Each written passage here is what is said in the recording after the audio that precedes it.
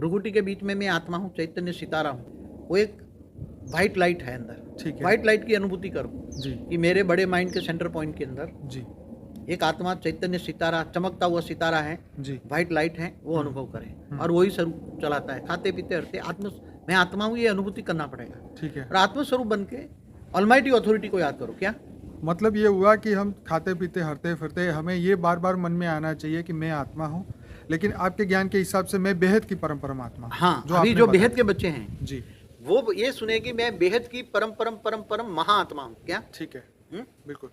बेहद के परम परम परम महाआत्मा कहने से जी। आत्मा के अंदर जो बल पड़ा है वो वाइब्रेशन तुम्हारा पहुंचेगा। बोलने से भी आत्मा के वाइब्रेशन में अंदर फर्क पड़ता है। बिल्कुल। जैसे आप परम बेहद के बेहद की परम परम परम शांति है बोलते हो तो भी आपके आत्मा के अंदर वाइब्रेशन पहुंचता है। ओके।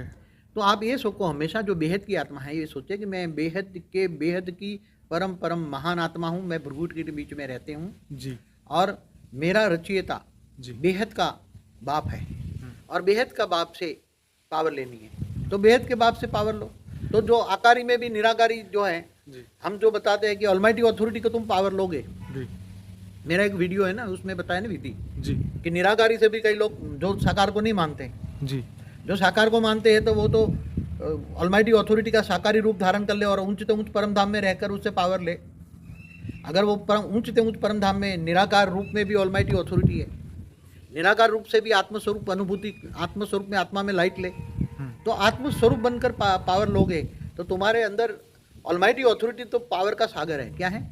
पावर का सागर है। तो उससे तुम्हें इतनी पावर मिलेगी, इतनी पावर मिलेगी और इतनी पावर, और संबंध भी जोड़ो, संबंध के साथ जोड़ो राइट। कि ये मेरे ग्रेट ग्रेट ग्रैंडफादर है। क्या है? जी दुनिया के लिए तो ग्रेट ग्रेट ग्रैंडफादर है, जी। मगर जो बेहद के बच्चे हैं उनके लिए ग्रैंडफादर है। तो मेरे ग्रैंडफादर है, उससे मुझे पावर मिल रही है, ये अनुभूति करें। खाते पीते हरते फरते पावर लेते रहें, पावर की अनुभूति करते रहें और उस साथ में बेहद के परम परम परम शांति के वाइब्रेशन भी फैलाएं। डबल फायदा होगा, ओके। पावर भी आएगी, हाँ वाइब्रेशन भी बनेंगे, राइट। तो आत्मस्वरूप की धीरे धीरे अनुभूति होगी। हाँ आत्मस्वरूप की अनुभूति होने के साथ पावर की आना, पावर बहुत आएगा और परम शांति के वाइब्रेशन बनेंगे तो आपका उरा भी परम शांति का बन जाएगा। तो ये हद और बेहद दोनों आत्माएं कर सकती है। हद वाली आत्मा तो ज्ञान एक्सेप्ट नहीं करेगी ना। ओके। हद वाली आत्मा तो कभी भी ज्ञान मार्ग में ये ज्ञान नहीं चलेगी ना, ज्ञान में नहीं चलेगी वो तो इधर उधर। हद वाली आत्मा है तो बेहद का ज्ञान नहीं लेगी ना, ओके। वो कभी सोच भी नहीं पाएगी कि मैं बेहद की आत्मा हूँ, क्योंकि हाँ। बेहद का ज्ञान नहीं समझ पाएगी ना। सही बात है। इसलिए वो ये नहीं है। हद वाली आत्माओं के लिए तो अलग अलग ये जाति, इनके लिए केवल बेहद की आत्माओं के लिए ही मैं ज्ञान दे रहा हूँ।